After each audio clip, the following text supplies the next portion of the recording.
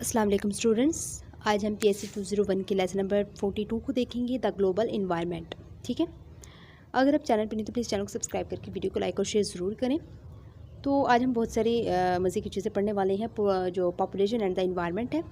और ये जो मैंने हाईलाइटेड चीज़ें की हुई, आप इनको जो है वो अच्छे से कीजिएगा। इंशाल्लाह आपकी जो है वो शॉर्ट लॉन्ग जो MCQs वगैरह हैं यहीं से होंगे। ठीक है, चलते हैं। हमारे पास जो टॉपिक है पॉपुलेशन एंड द इन्वायरमेंट। अब यहाँ पे जो एक पहले से की हुई एक मरदमशुमारी है, आई डोंट नो कब उन्होंने ये की थी, कि today there are over 6 billion people in the world and by the year 2025 the global population would be at least 8.5 billion. अब ये जो 6 बिलियन वाली मरदमशुमारी है, न जाने कब हुई है, कब का इन्होंने जो है वो ये डेटा बताया हुआ है। तो बात ये है, उसमें ये बताया गया है कि आज की दुनिया में जो है, आज के टुडे में जो है वो 6 बिलियन से ज़्यादा लोग हैं और 2025 तक ये आबादी कम से कम 8.5 बिलियन हो जाएगी। और जो ये 8.5 बिलियन भी होगी तो वो किस वजह से होगी?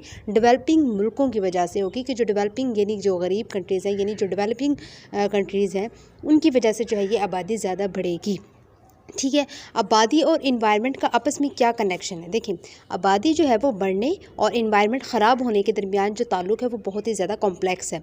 यानी मुख्तलिफ साइंटिस्ट के भी जो है वो मुख्तलिफ थ्योरीज़ हैं, लेकिन आम तौर पर जो है वो ज़्यादा लोगों का मतलब है, यानी जितनी ज़्यादा आबादी होगी उतनी ज़्यादा हमें जो है वो ज़रूरतें हमारी होंगी। जैसे कि खाना हो गया, पानी हो गया, हमें रहने के लिए जो है वो रिहाइशगाह के लिए जो है कुछ ज़मीन चाहिए होगी, ईंधन चाहिए होगा, ये फ्यूल यानी कि, और इससे जो है वो रिसोर्सेज पर जो है वो प्रेशर बढ़ता है। ठीक है, ज़रा बात है, जितने सपोज़ करें अगर एक फैमिली है, अगर उसमें 3 अफराद हैं तो उसका जो है वो ख़र्चा, उसकी जो जितनी भी ज़रूरतें हैं वो थोड़ी कम होंगी।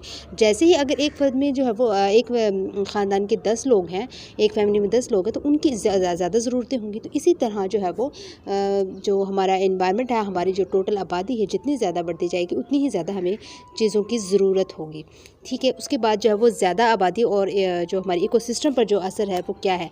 जब किसी इलाके की आबादी जो है वहाँ के रिसोर्सेज या केयरिंग कैपेसिटी से ज़्यादा हो जाती है तो क्या होता है? एक तो सॉइल डिप्लेशन होता है, दूसरा डिफॉरेस्टेशन होता है, तीसरा जो है वो डिज़र्टिफिकेशन होता है। अब सॉइल डिप्लेशन क्या होता है? यानी जो ज़मीन की ज़रख़ेज़ी होती है वो जो है कम हो जाती है, यानी ख़त्म होती जाती है। और फिर जो डिफॉरेस्टेशन है, यानी जंगल जो है वहाँ पर काट दिए जाते हैं, क्योंकि ज़ाहिर बात है लोगों की रिहाइशगाह के लिए मकानात बनाने की ज़रूरत पड़ती है। तो वहाँ से जो फिर वो जंगलात काट के वहाँ पे ज़मीन जो है खाली किया जाता है, ताकि वहाँ पर जो लोग अपनी रिहाइश कर सकें। इसके बाद जो है वो डिज़र्टिफिकेशन होता है, यानी ज़मीन जो है वो हमारी बंजर हो जाती है। ठीक है, इसके बाद जो है वो एग्रीकल्चर, यानी जो हमारे ज़राअत के जो है वो मसाइल है वो क्या होते हैं?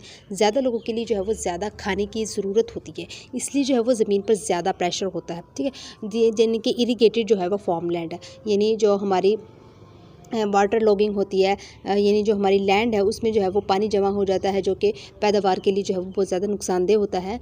और जो है वो सैलिनाइजेशन होती है। ठीक है, यानी फ्रेश वाटर के जो है वो एवेपोरेट होने से नमक वहाँ पर जो है वो जम जाता है और जो ज़मीन जो है वो कम पैदावार जो है वो देती है। ठीक है, और जो है वो पानी एक जो है, आपको पता होगा कि पानी एक बहुत हमारा जो है वो अहम रिसोर्स है। ठीक है, सरफेस वाटर, जैसे कि हमारे पास झील हो गई, दरिया वगैरह की जो क्वालिटी है वो ख़राब हो रही है नाउ। ठीक है, तो ग्राउंड वाटर जो है, जो हमारी जो ज़मीन के नीचे पानी है वो तेज़ी से कम हो रहा है, जो एक नया जो हमारा कंसर्न है। ठीक है, और आज जो गरीब कम्युनिटीज़ हैं उनको भी जो है वो अच्छी ज़िंदगी के लिए, यानी अच्छे लाइफस्टाइल के लिए जो है वो ज़्यादा रिसोर्सेज चाहिए होंगे। और आने वाली जो नस्लें हैं, आने वाली जो जनरेशन्स हैं, उनको भी जो है वो अच्छा स्टैंडर्ड ऑफ लिविंग चाहिए। ठीक है, अगर आबादी इसी तरह बढ़ती गई और हर किसी को अच्छा स्टैंडर्ड मिलता रहा तो इन्वायरमेंट पर जो है वो असर और ज़्यादा जो है वो बड़ा होगा। ठीक है, तो मुख्तसरन यही है कि बढ़ती हुई आबादी और जो बेहतरीन ज़िंदगी की जो हमारी विशेज़ हैं, इन्वायरमेंट पर बहुत बड़ा जो है वो प्रेशर डाल रही हैं। तो हमें रिसोर्सेज को समझदारी से जो है वो यूज़ करना होगा, वरना इन्वायरमेंट और ज़्यादा जो है वो तबाह हो सकता है। ठीक हो गया स्टूडेंट्स? इसके बाद स्टूडेंट्स हमारे पास आ जाता है global concern for the environment. ठीक है, तो साइंटिस्ट और इन्वायरमेंटलिस्ट ने जो है वो ये प्रूव कर दिया है कि दुनिया के साइंटिस्ट और इन्वायरमेंट के जो एक्सपर्ट्स हैं, उन्होंने दुनिया के लीडर्स को ये जो है वो समझा दिया है कि इन्वायरमेंट की हिफाजत सिर्फ एक कंट्री का मसला नहीं है, बल्कि ये पूरी दुनिया का मसला है। ठीक है। इन्वायरमेंट अगर एक जगह पे ख़राब हो रहा है तो इसका मतलब ये नहीं कि ये उसी मुल्क की जो है वो का मसला है, बल्कि ये पूरी दुनिया का मसला है। तो नेशनल गवर्नमेंट्स जो है वो अकेले कुछ नहीं कर सकती इस तरह, यानी जो एक मुल्क की जो नेशनल गवर्नमेंट्स होगी तो वो कुछ नहीं कर सकती। ऐसे तो हर मुल्क अपनी जगह कोशिश कर रहा है, लेकिन सिर्फ अपने लेवल पर काफ़ी नहीं होगा ये। तो ये मसला इतना बड़ा है कि सिर्फ नेशनल गवर्नमेंट्स इसे सोल्व नहीं कर सकती। सो इसलिए जो है वो इंटरनेशनल लेवल पर जो है ये एक्शन लेना बहुत ज़्यादा ज़रूरी है। ठीक है, यानी जो इंटरनेशनल हमारे एग्रीमेंट्स होने चाहिए, कन्वेंशंस और जो प्रोटोकॉल्स जो है वो बनाने चाहिए, और जो कि बनाए जा भी रहे हैं। तो इन सब का जो मकसद है वो यही है कि सस्टेनेबल डेवलपमेंट, यानी जो हमारी तरक्की के साथ साथ जो है वो इन्वायरमेंट की भी जो है वो हिफाजत हो। ठीक है, तो सस्टेनेबल डेवलपमेंट का मतलब क्या होता है?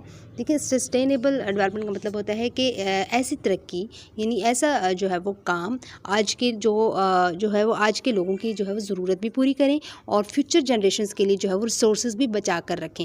यानी आप जिस दौर में रह रहे हैं आपकी भी तमाम फैसिलिटीज़ हों, आपको मिले, और आप अच्छी ज़िंदगी गुजारें, और आने वाली नस्लों के लिए भी आप बचा के रखें ताकि उनको भी कोई प्रॉब्लम ना हो। ठीक है, तो ये जो है वो सस्टेनेबल डेवलपमेंट होता है। तो इंटरनेशनल इन्वायरमेंट जो है वो लाइक मीन्स की जो तादाद है, यानी आज दुनिया में जो है वो कई जो है वो 100 इंटरनेशनल इन्वायरमेंटल एग्रीमेंट्स जो है वो मौजूद हैं। इनमें से ज़्यादातर जो है वो नए बनाए गए हैं, रीसेंट हैं। ठीक है, तो इन्वायरमेंट की हिफाजत अब सिर्फ एक मुल्क का काम नहीं रहा, बल्कि ये पूरी दुनिया की जो है वो ज़िम्मेदारी है, जिसके लिए इंटरनेशनल कोऑपरेशन और शेयर्ड का जो है वो कमिटमेंट ज़रूरी है। ठीक हो गया। इसके बाद स्टूडेंट्स हमारे पास आ जाता है हिस्ट्री ऑफ इन्वायरमेंटल कोऑपरेशन। ठीक है, तो 1972 में इन्वायरमेंट कोऑपरेशन का जो ऑफिशियल आगाज़ हुआ था। ठीक है, 1972 में दुनिया की जो कंट्रीज़ है, स्टॉकहोम स्वीडन जिसमें इकट्ठे हुए, और वहाँ यूएन की conference on the human environment हुई। इसी कॉन्फ्रेंस में यूनाइटेड नेशंस इन्वायरमेंट प्रोग्राम का आगाज़ हुआ। United Nations environment programme UNEP इसका शॉर्ट फॉर्म है, ये याद रखना है। कहाँ कब हुई थी? 1972 में हुई थी। दुनिया की तमाम जो कंट्रीज़ के लोग थे, वो जो बड़े थे, लीडर्स थे, वो कहाँ पर इकट्ठे हुए थे? स्टॉकहोम, जो कि स्वीडन में है, वहाँ पर इकट्ठे हुए थे। ठीक है, और वहाँ पर UN की conference on the human environment पर हुई थी। ठीक है, ये याद रखनी है। और 20th सेंचुरी के शुरू में जो है वो इन्वायरमेंट एग्रीमेंट्स कम थे। 20th सेंचुरी के, यानी 1900s के जो शुरुआत में बहुत कम इंटरनेशनल एग्रीमेंट्स थे जो कि इन्वायरमेंट से रिलेटेड हो। ना ही कंट्रीज़ के दरमियान जो है वो बिलेटरल, मतलब कि ना ही ज़्यादा मुल्कों के दरमियान मल्टीलेटरल था। ठीक है, पहले की कुछ जो है वो लाज का बेसिस था। उस वक्त जो है वो उस वक्त के इंटरनेशनल लाज का बेस ये होता था कि हर मुल्क अपने नेचुरल सोर्सेज पर पूरा कंट्रोल रखता है। ठीक है, नेचुरल जो है वो सरेंटी। इसके बाद जो है वो और जो समंदर में जो है वो 3 माइल लिमिट की जो बाद हर कोई आज़ाद है, यानी फ्रीडम ऑफ द सीज़ है।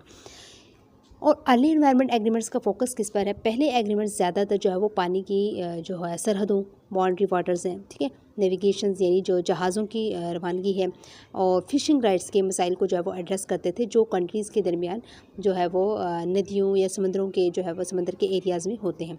ठीक है, 1930 से 1940 तक क्या हुआ? कंजर्वेशन और जो है वो प्रिजर्वेशन का कॉन्सेप्ट आया।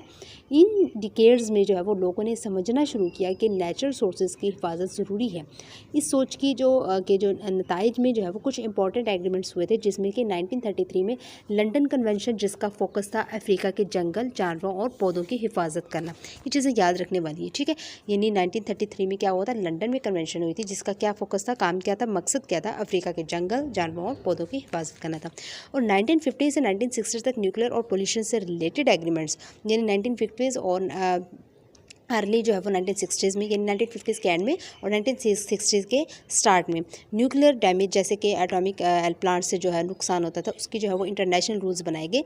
1954 convention for the prevention of pollution of the sea by oil भी हुई, जो समंदर में तेल जो होता है उनकी पोल्यूशन को रोकने के लिए जो है वो ये बनाया गया था। ठीक है, तो मतलब ये था कि इन्वायरमेंट के हवाले से इंटरनेशनल कोऑपरेशन का सफ़र जो था वो 1972 से फॉर्मली स्टार्ट हुआ था, लेकिन उससे पहले भी थोड़ी बहुत कोशिशें होती रही हैं। तो आज हम जिस लेवल की ग्लोबल इन्वायरमेंटल प्रोटेक्शंस देखते हैं, तो उसका बेस जो है वो इन्हीं पहले एग्रीमेंट्स और आइडियाज़ पर जो है वो रखा गया है। ठीक है, इसके बाद जो है वो रेलिवेंट वोकैबुलरी आ जाती है आपकी, तो इसको सारा को जो है वो आप कर लीजिएगा। तो ये जो था स्टूडेंट्स आपका लेक्चर नंबर 42 था, कंप्लीट हो गया। इंशाल्लाह मिलते हैं नेक्स्ट लेक्चर में, तब तक मुझे इजाज़त दीजिएगा। Thank you so much and अल्लाह हाफिज़।